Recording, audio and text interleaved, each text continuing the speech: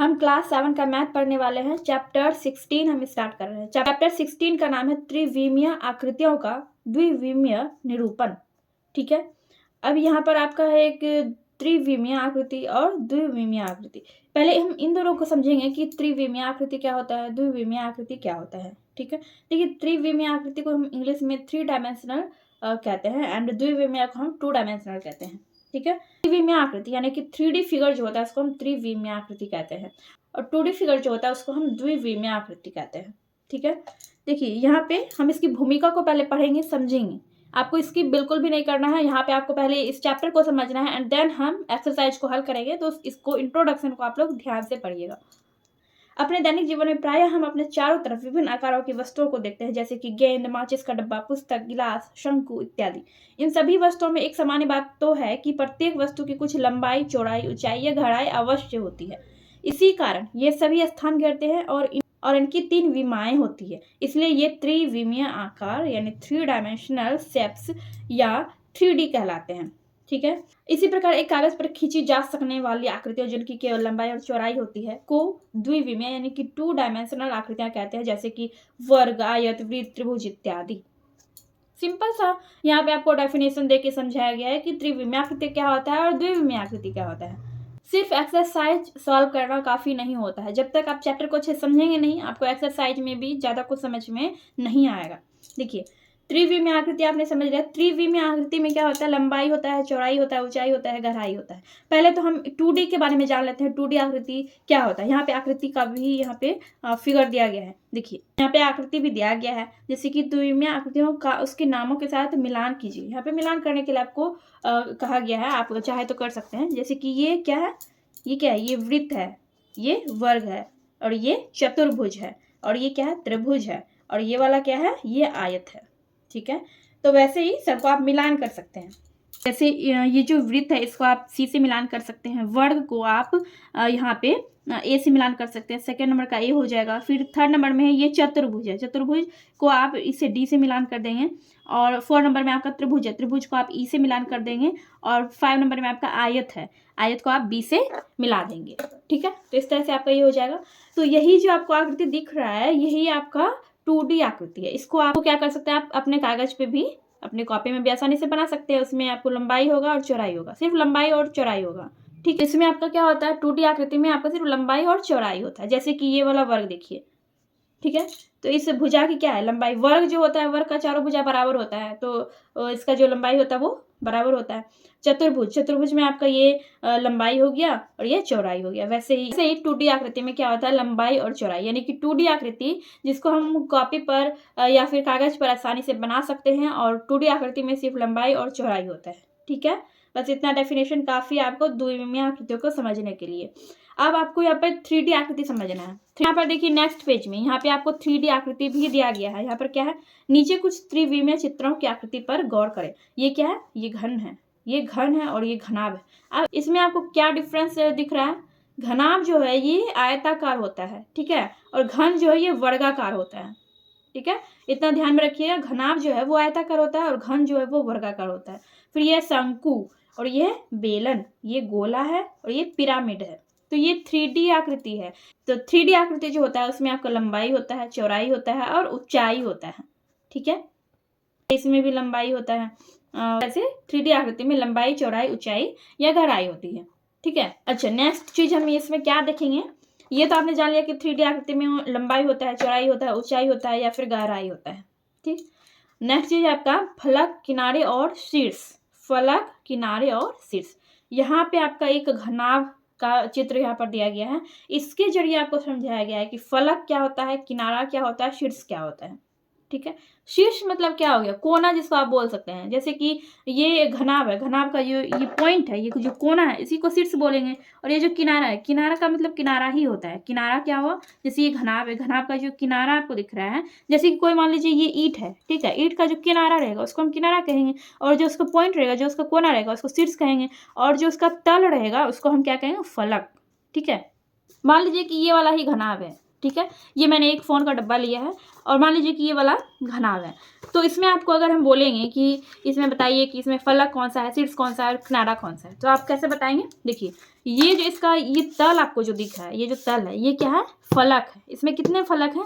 देखिए पहला तो ये हो गया ये वाला फलक एक, फिर इसको पलटाएंगे ये हो गया आपका दूसरा फलक 2, ये भी फलक है 3, फिर ऐसे पलटाएंगे ये 4 और ये 5 और ये वाला हो गया आपका ये वाला फलक ये 6। ठीक है। इसमें घनाभ में जो होता है वो 6 फलक होता है। ठीक, तो इसमें 6 फलक है। अब बताइए किनारा कितना है? देखिए एक किनारा आपको यहाँ से दिख रहा है 1, ये 2, ये 3 और ये वाला 4। ये जो ये क्या है? ये किनारा है। ये जो है ये किनारा है, ये भी किनारा है और ये भी किनारा है। ठीक है, वैसे ये भी किनारा है। तो 4 किनारा होगा, ये आपका 4 किनारा हो गया। अब देखिए इधर से भी 4, 1 2 3 4, ये 4 किनारा हो गया। फिर इधर से भी आपको 4 दिखेगा 1 2 3 और ये 4। ठीक है, 4 किनारा हो गया। फिर इधर से भी आप करेंगे तो 4 किनारा दिखेगा 1 और ये 2 और ये 3 और ये 4। 4 4 कितना? 4 4 8, 4 12 हो गया। फिर वैसे इधर से भी, यानी कि पूरा टोटल किनारा आप गिनेंगे तो आपको कितना किनारा होता है? घनाभ में 12 किनारा होता है। ठीक है, तो इसमें कितना किनारा है? 12 किनारा है। ठीक, अब शीर्ष कितना है? शीर्ष भी हम इसी में गिन लेते हैं। देखिए ये 1 शीर्ष, ये 2 शीर्ष, 3 शीर्ष और ये 4 शीर्ष। ठीक, फिर पलटाएंगे ये 1 शीर्ष, ये 2 शीर्ष, ये वाला 1 शीर्ष हुआ, ये 2 शीर्ष हुआ, ये 3 और ये 4। ठीक है, तो 4 हमने इस तरफ गिना और 4 हमने इस तरफ गिना, तो टोटल कितना शीर्ष हुआ? 8 शीर्ष हुआ। तो घनाभ में आपका होता है 6 फलक, 12 किनारा और 8 शीर्ष। ठीक है, इतना आप लोग याद रखिएगा। और यहाँ पे आपका एक सारणी दिया गया है और सारणी में क्या कह रहा है? सारणी में आपका कह रहा है कि इस सारणी को पूरा कीजिए। ठोस आकृति आपका यहाँ पे दिया गया है, आकृति का नाम भी यहाँ पर दिया गया है। देखिए पहले है घन, जिसको हम इंग्लिश में क्यूब कहते हैं, और घनाभ को क्यूबॉइड कहते हैं, एंड बेलन को कहते हैं सिलेंडर, शंकु को कहते हैं कोन, गोले को कहते हैं हम स्फेयर, एंड पिरामिड को कहते हैं प्रिज्म। ठीक है, अब इसमें आपको इन सभी ठोस आकृतियों में ये बताना है कि इसमें कितने फलक होते हैं, कितने किनारे होते हैं और कितने शीर्ष होते हैं। ठीक है, देखिए क्यूब का यहाँ पर दिया गया है, यानी कि घन में जो होते हैं यहाँ पे फलक, किनारा और शीर्ष 3 चीज है। तो आपका घन में फलक और किनारा पहले से दिया गया। फलक को हम इंग्लिश में कहते हैं फेसेस, यानी फेसेस, फलक को फेसेस कहते हैं। ठीक है, और किनारे को कहते हैं एज, फलक को फेस कहते हैं, किनारे को एज कहते हैं, एंड शीर्ष को हम वर्टाइसेस कहते हैं, शीर्ष को हम वर्टाइस कहते हैं। ठीक है, तो घन में कितना फलक होता है? घन में 6 फलक होता है, 12 किनारा होता है और 8 शीर्ष होता है। वैसे ही घनाभ में कितना होता है? घनाभ में आपका 6 फलक होता है, 12 किनारा होता है और 8 शीर्ष होता है। ठीक है, ये दोनों सिमिलर है, घन और घनाभ सिमिलर है। घनाभ में क्या होता है? बस ये एक आयताकार आकृति के होता है और ये घन जो है आपका वर्गाकार होता है। ठीक है, आपका घनाभ है, इसको आप मान लीजिए कि ईंट आपने देखा होगा, ईंट जो होता है वो घनाभ की आकृति का है। और ये जो घन होता है, घन आप जैसे कि वो लूडे का जो पासा होता है उसको आप घन मान लीजिए। ठीक है, तो आप उसमें गिन के एक बार देख लीजिएगा, घन में 6 फलक होता है, 12 किनारा होता है और 8 शीर्ष होता है। ये मैंने आपको अभी थोड़ी देर पहले भी बताया है। घनाभ में भी 6 फलक, 12 किनारा और 8 शीर्ष होता है। ठीक है, बेलन में आपका 3 फलक होता है, 2 किनारा होता है और 0 शीर्ष होता है, यानी कि बेलन में शीर्ष नहीं होता है। शंकु में आपका 2 फलक होता है, 1 किनारा होता है और 1 शीर्ष होता है। ठीक है, यहाँ पर आप देख सकते हैं 1 शीर्ष होता है। गोला में आपका 1 फलक होता है और इसमें किनारा और शीर्ष नहीं होता है। ठीक है, गोला में आपका क्या होता है? सिर्फ फलक होता है। और पिरामिड आपका जो ये त्रिभुजाकार प्रिज्म होता है उसमें आपको 5 फलक होता है, 9 किनारा होता है और 6 शीर्ष होता है। तो ये इस तरह से हमने ये सारणी को भी हमने पूरा कर लिया। एंड आई होप अभी तक आपको मैंने जो भी बताया अच्छे से समझ में आ गया होगा। अगर आपको समझ में आया है तो वीडियो को लाइक कीजिए, एंड चैनल पर अगर नए हैं तो चैनल को सब्सक्राइब कर लीजिए। देख लिया कि द्विविमीय आकृति क्या होता है, त्रिविमीय आकृति क्या होता है। अब यहाँ पर क्या है? आकार बनाने के लिए जाल यानी नेट। ठीक है, मान लीजिए ये वाला डब्बा ही मैंने आपको दिखाया था, ये फ़ोन का जो डब्बा है, ये एक अभी क्या है? ये अभी ठोस आकृति है। ठीक है, इस तरह से बना हुआ है तो इसको आप ठोस आकृति बोल सकते हैं, ये एक डब्बा इसको बोल सकते हैं आप। लेकिन अगर हम इसको खोल देंगे, जैसे कि ये डब्बा है, ठीक है, इस डब्बे का हमने ढक्कन खोल लिया और इस डब्बे को हम क्या करेंगे? इस ढक्कन को ही हम एक तरफ से सबको हम खोल देंगे। ठीक है, सबको हम खोलते जाएंगे, सबको खोल देंगे तो वो क्या बन जाएगा, वो बन जाएगा जाल, उसी को कहेंगे आकृतियों का जाल। ठीक है, ये जो है ये माचिस की डिब्बी है। माचिस की डिब्बी को अगर हम पूरा खोल दें, इस तरह से खोल के इस तरह से पूरा हम खोल दें तो ये क्या बन जाएगा, ये एक जाल बन जाएगा। ठीक है, अगर इसी माचिस की डिब्बी को हम बंद करते हुए पूरा हम बंद कर देंगे तो ये क्या बन जाएगा, एक माचिस की डिब्बी ये कहलाएगी। ठीक है, जब इसको खोल देंगे तो ये माचिस की डिब्बी नहीं कहलाएगी, जब इसको हम बंद कर देंगे तब ये माचिस की डिब्बी कहलाएगी। ठीक है, यहाँ पे आपको बेलन का जाल दिया गया है, बेलन का जाल यानी कि इस तरह से अगर हम इसको एडजस्ट करेंगे, इसको हम मतलब बंद करेंगे, ये जो गोल वाला आपको आकृति दिख रहा है इसको हम यहाँ पे लगाएंगे, फिर इसको भी हम यहाँ पर लगाएंगे तो ये क्या बन जाएगा, ये एक बेलन बन जाएगा। वैसे ये शंकु का जाल है, ये त्रिभुज अलग है और ये वृत्त अलग है, तो इसको जब हम यहाँ पे लगाएंगे इसके नीचे तो ये क्या बन जाएगा, ये शंकु बन जाएगा। ठीक है, वैसे यहाँ पर ये पिरामिड का जाल दिया गया है। ठीक है, इस सबको बंद करेंगे, इन सबको चारों तरफ हम बंद करेंगे तो एक पिरामिड बन जाएगा इस तरह से। ठीक है, यहाँ भी बहुत सारे उदाहरण दिए गए हैं। तो अब यहाँ पर देखिए, अब हम एक्सरसाइज 16.1 को हम हल करने वाले हैं। तो अब यहाँ पर कह रहा है कि उन ठोस आकृतियों को पहचानें जिनके जाल नीचे दिए गए हैं। ठीक है, अभी अभी हमने देखा इस तरह की आकृति हमने देखी है और इस तरह की भी हमने आकृति देखी है। ठीक है, तो यह चारों जालों का ठोस आकृति क्या बनेगा, चलिए हम देखते हैं। पहला है आपका, इसमें आपका क्या है, एक ये आयताकार चीज आपको दिख रहा है और दो गोलाकार चीज दिख रहा है, दो वृत्त आपको दिख रहा है। तो इस दोनों वृत्त को, एक को हम यहाँ पर लगा देंगे और एक को यहाँ पर लगा देंगे। ठीक है, एक को इस तरफ और एक को इस तरफ, तो ये क्या बन जाएगा, ये एक बेलन बन जाएगा। ठीक है, अब बेलन को मैंने इस तरह से बना लिया, आप चाहें तो इसको इस तरह से भी बना सकते हैं। ठीक है, तो ये एक बेलन बन जाएगा, पहला वाला आकृति तो बेलन बन जाएगा और दूसरा वाला जो है ये एक त्रिभुज है और ये वृत्त है तो ये शंकु बन जाएगा।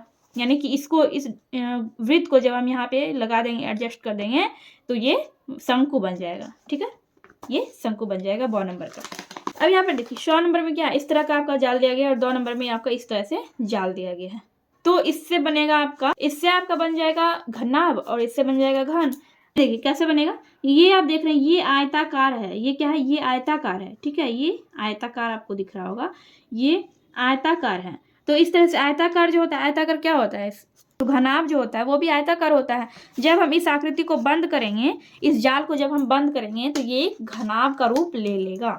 ठीक है, वैसे ही जब हम इस आकृति को बंद करेंगे तो ये घन का रूप ले लेगा। हम इस आकृति को, इस जाल को जब हम बंद करेंगे तो ये घन का रूप ले लेगा, ये घन बन जाएगा और ये क्या बन जाएगा, ये घनाभ बन जाएगा। ठीक है, तो इसी तरह से आपका ये 100 नंबर का बन जाएगा घनाभ और 2 नंबर का आपका बन जाएगा घन। ठीक है, अब देखिए 2nd नंबर में आपका दिया गया है कि पासे के लिए एक जाल खींचिए और प्रत्येक फलक पर संख्या लिखिए। चलिए हम देखते हैं 2nd नंबर। तो क्वेश्चन नंबर 2 में कह रहा है कि पासे के लिए एक जाल खींचिए और प्रत्येक फलक पर संख्या लिखिए। हमें क्या करना है, पासे के लिए एक जाल हमें खींचना है। ठीक है, हमें पासा नहीं बनाना, पासे के लिए जाल हमें खींचना है। जैसे कि यहाँ पर आपने देखा कि ये घन के लिए जाल दिया गया है। ठीक है, तो कुछ इसी टाइप का जाल हमें पासे के लिए खींचना है। ठीक है, चलिए हम देखते हैं। तो यहाँ पर हमने पासे के लिए एक जाल बना लिया है। देखिए ये जो आपको यहाँ पर दिख रहा है, यहाँ पर जो मैंने लिखा है, क्या लिखा है वो मैं भी आपको बताने वाली हूँ। ये जो आपको BO लिखा हुआ है, यानी कि BO का मतलब हो गया बॉटम, बॉटम। ठीक है, बॉटम का मतलब हो जाता है नीचे। ठीक है, ये है LE, LE यानी लेफ्ट, लेफ्ट, लेफ्ट का मतलब होता है बायां। फिर ये TO मैंने लिखा है, TO यानी टॉप, टॉप का मतलब हो जाता है ऊपर।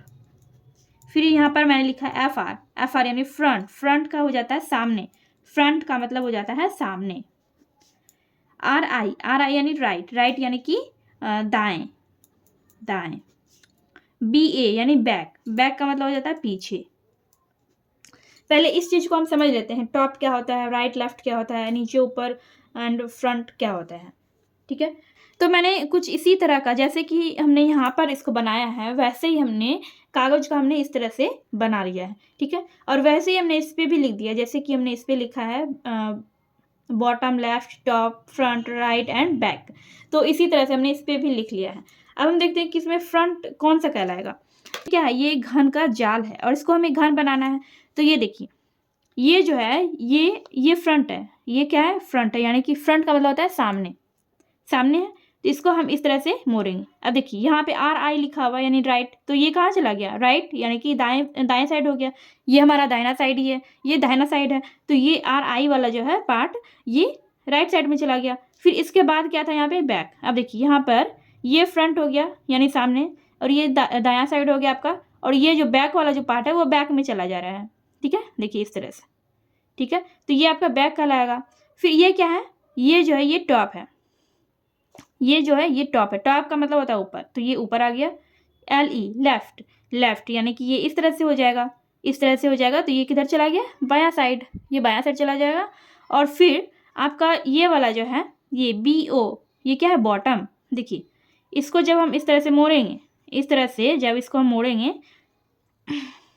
ये कागज़ का इसलिए यहाँ पे थोड़ा सा आपको दिक्कत होगा।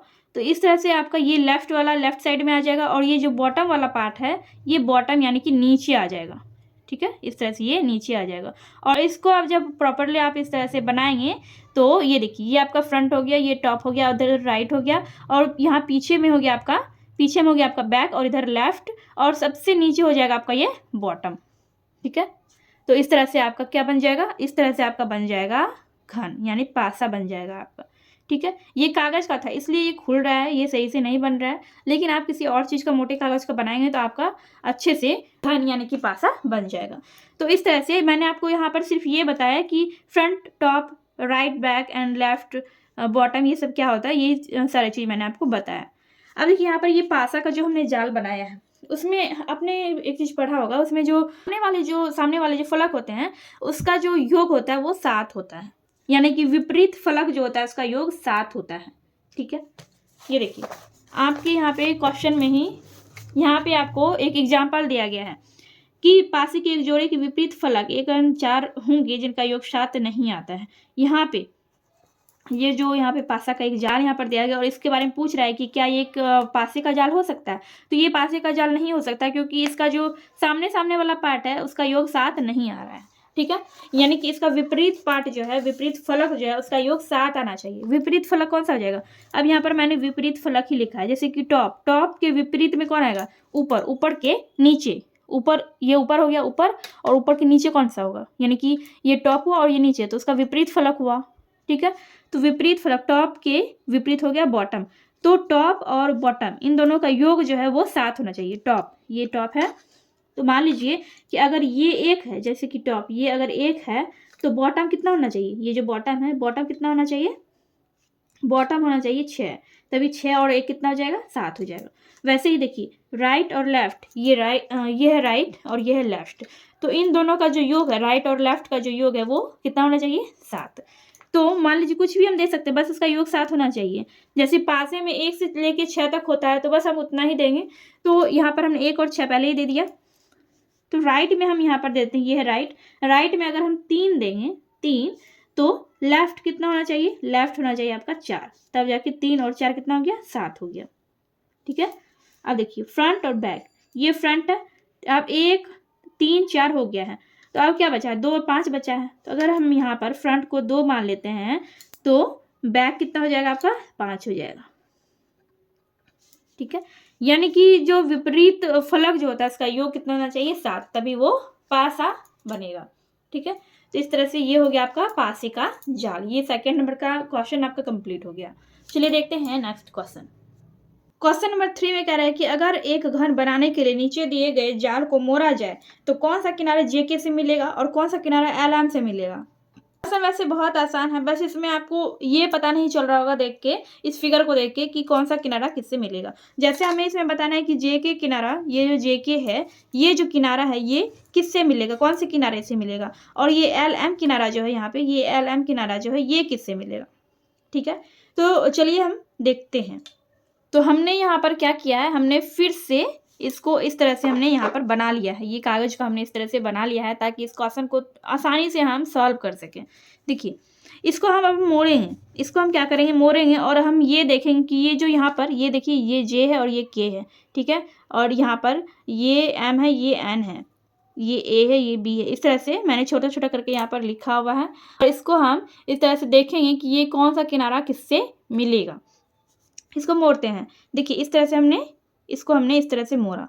ठीक है, इस तरह से हम इसको मोड़ रहे हैं, तो इस तरह से हम इसको मोड़ रहे हैं। ठीक है, अब ये जो लास्ट वाला है, ये यहाँ पे हमने कौन सा लिखा है, JK लिखा है। अब इसको देखिए ये किसके, कौन से किनारे के पास जा रहा है, तो यहाँ पर आप देख सकते हैं, जब आप गौर से देखेंगे, देखिए यहाँ पर जो जे के किनारा है, ये जे के किनारा जो है यहाँ पर, ये जे है, ये के है, तो ये ए बी के पास जा रहा है। ये किनारा कहाँ जा रहा है? ए बी के पास जा रहा है। इस तरह से जब हम मोड़ेंगे, तो जब हम इस तरह से इसको मोड़ेंगे तो यहाँ ये कहाँ पे आया? ये ए बी किनारे के पास आया है।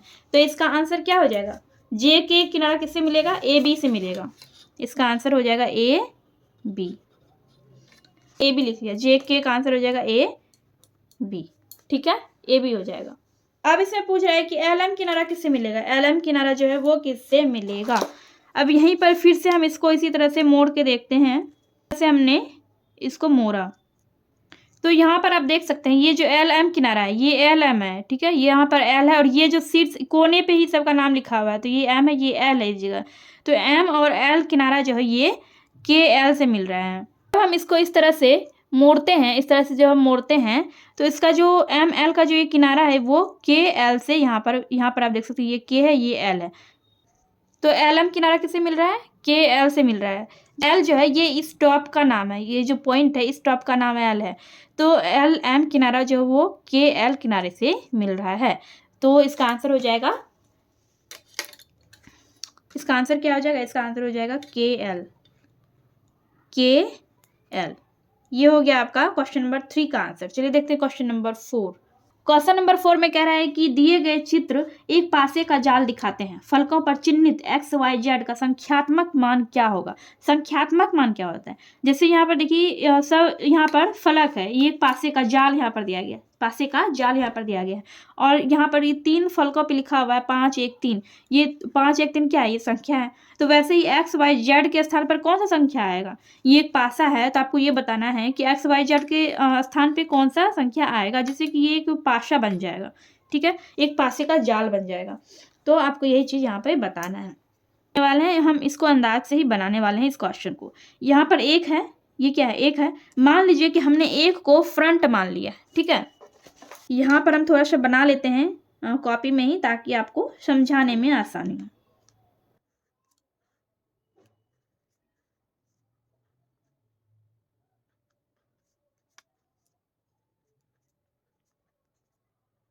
देखिए, ये जो एक है, एक को हमने क्या मान लिया? इसको हमने फ्रंट, यानी कि इसको हमने सामने मान लिया, फ्रंट हमने मान लिया।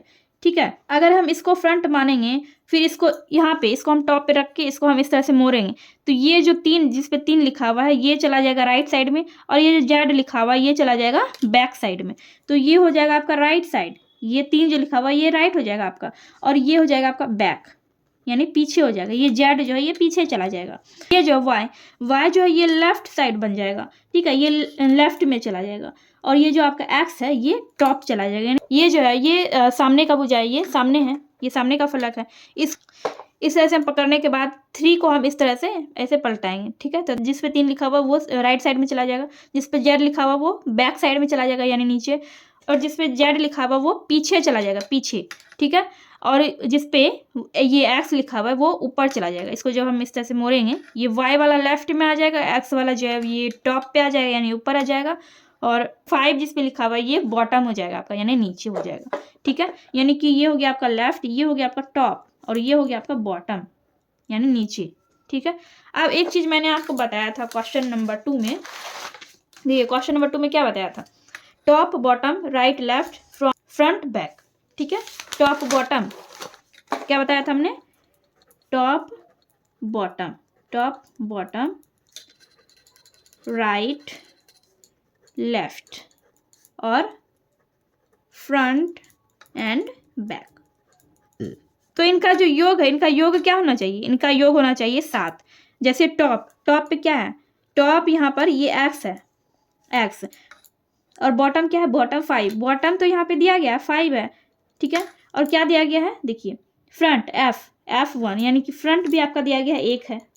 ठीक है, और क्या राइट यहाँ पर दिया गया, राइट क्या है आपका 3 है, और बाकी का इसमें नहीं दिया गया। एक्स वाई जेड आपको ज्ञात करना है, देखना है आपको इसका क्या आएगा। तो देखिए यहाँ पे मैंने आपको क्या बताया, टॉप और बॉटम को ऐड करके कितना होना चाहिए? 7 होना चाहिए। सबको जोड़कर 7 होना चाहिए, सबको जोड़कर 7 होना चाहिए। जब ये बॉटम 5 है तो यहाँ पर 2 आ जाएगा, 5 और 2 7 हो जाएगा। ठीक है, 5 और 2 कितना आ जाता है, 7 हो जाता है। फिर वैसे ही राइट लेफ्ट, राइट जब 3 है तो लेफ्ट में कितना आ जाएगा, 4 आ जाएगा, तो 3 और 4 7 हो जाएगा आपका। फिर फ्रंट में जब 1 है तो बैक में कितना आ जाएगा, बैक में 6 आ जाएगा, 6 और 1 7 हो जाएगा। तो वैसे ही हो गया ज्ञात। यहाँ पे टॉप में हमने क्या माना था, एक्स को हमने टॉप मान लिया था, तो एक्स का वैल्यू आपका कितना निकल गया, एक्स का वैल्यू टॉप यानी 2 आपका निकल गया, एक्स का वैल्यू 2। फिर वाई किस में है, लेफ्ट में है, वाई लेफ्ट हमने माना था वाई को, तो ये रहा लेफ्ट आपका। लेफ्ट कितना हो जाएगा आपका 4, यानी कि वाई आपका निकल गया 4। ठीक है, वाई आपका 4 निकल गया। और यहाँ पे आपका क्या बच गया, एक्स वाई जेड, बैक जो है आपका 6 हो जाएगा, जेड आपका 6 हो जाएगा, क्योंकि फ्रंट आपका 1 है। ठीक है, यानी कि इन सबको जोड़ के आपका जब 7 हो जाता है तब वो जो है वो पासा बन सकता है, तब वो पासा कहलाता है। ठीक है, तो आपका यहाँ पे क्वेश्चन नंबर 4 कंप्लीट हो गया है। ये आपका क्वेश्चन नंबर 4 है।